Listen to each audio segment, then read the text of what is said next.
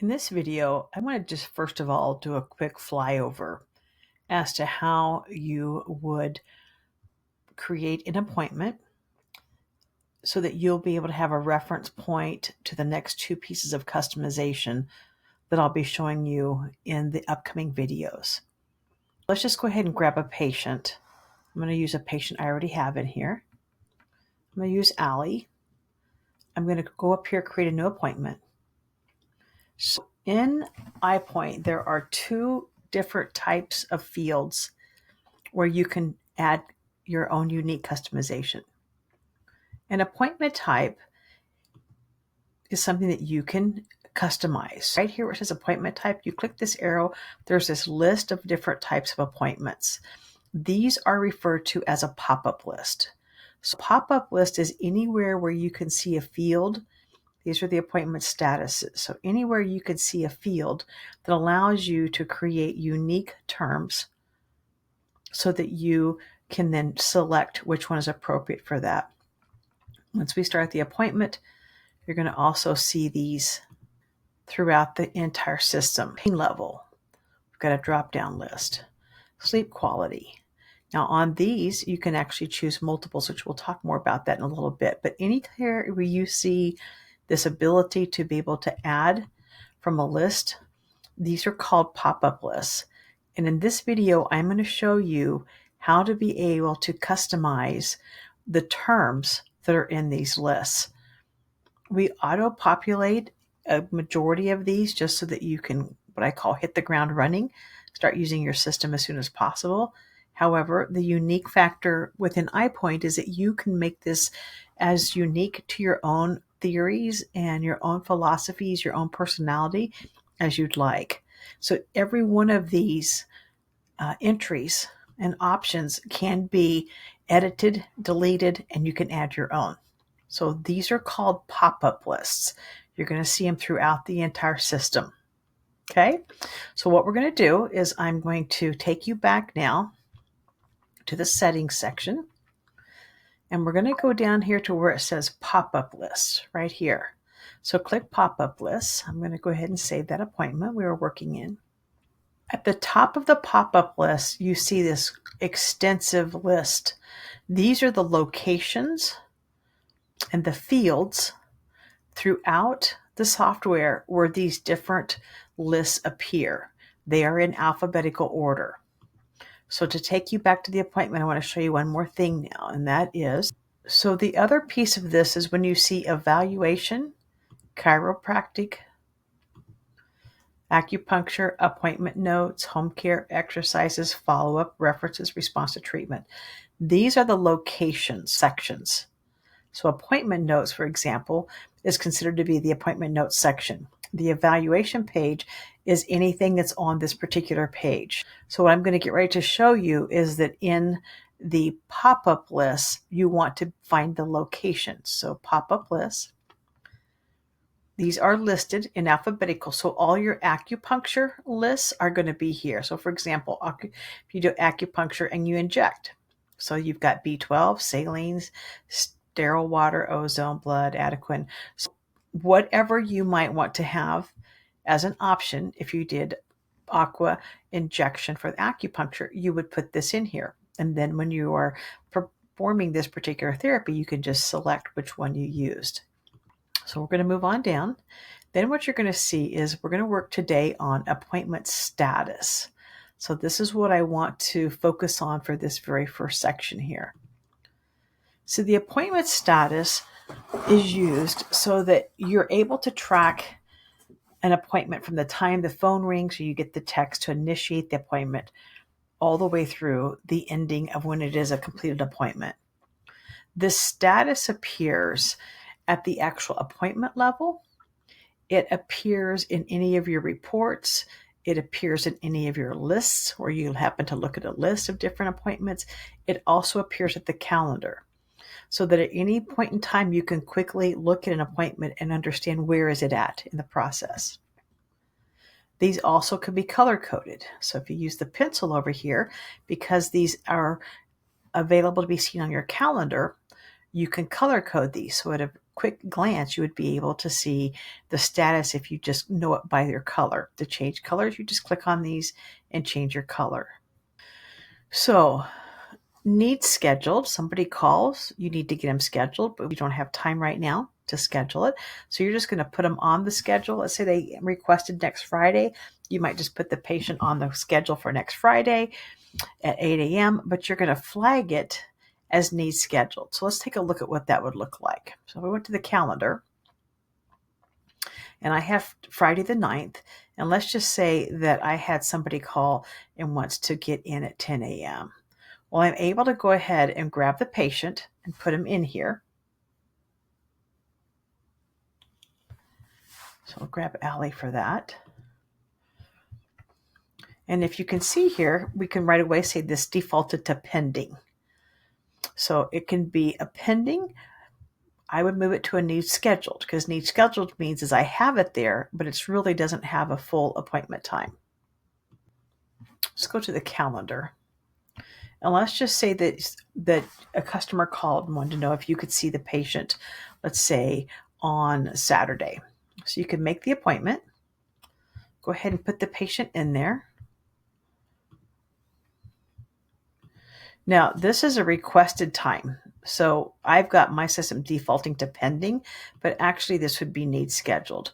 So I've put it here on the schedule, but I really haven't taken time. This is just a preferred time that they want. I really haven't determined if that is the appropriate time or not. Okay. So that would give you an example of if it needs to be. Go back to the pop-up list. Go back to the appointment status.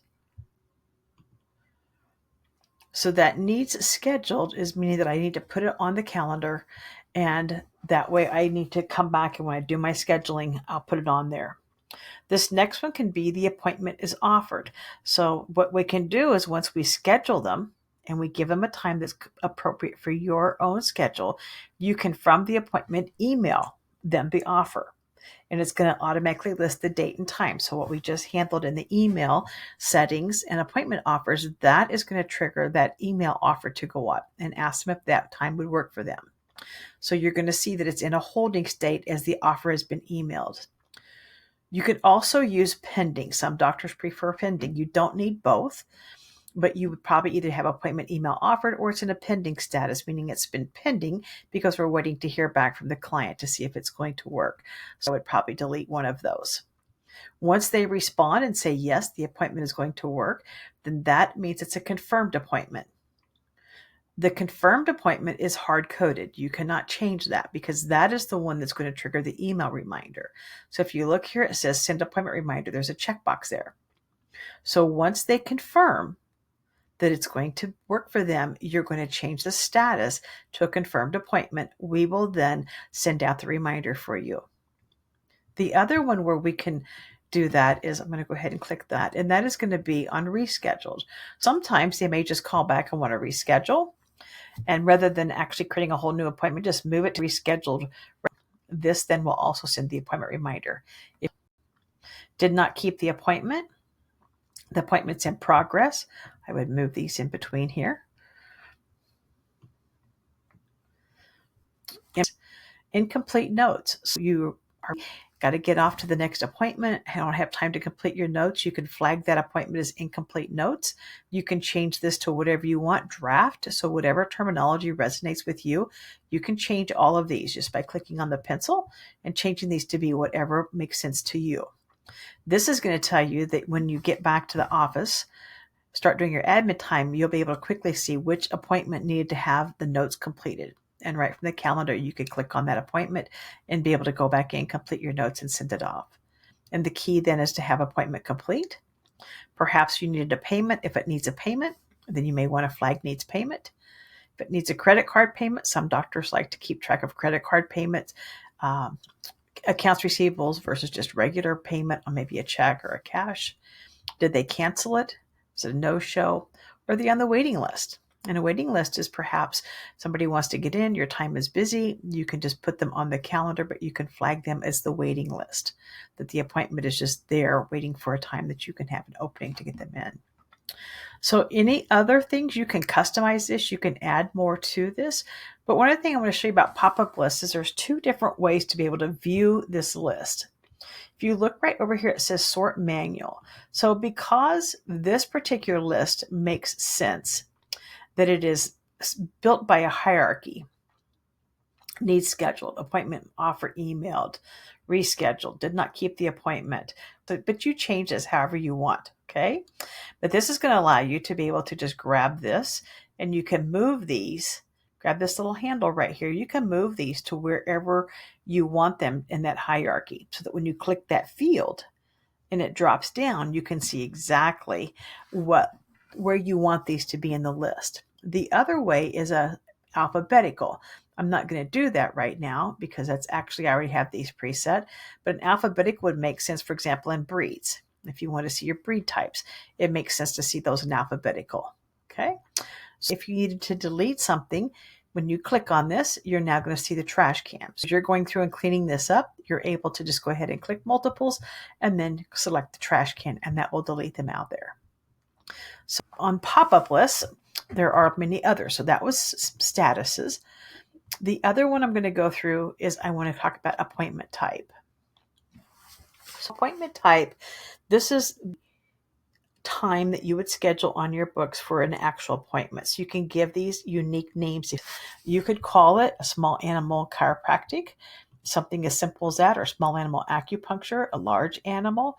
So these are ways that you can create your own unique names and you personalize these for your practice.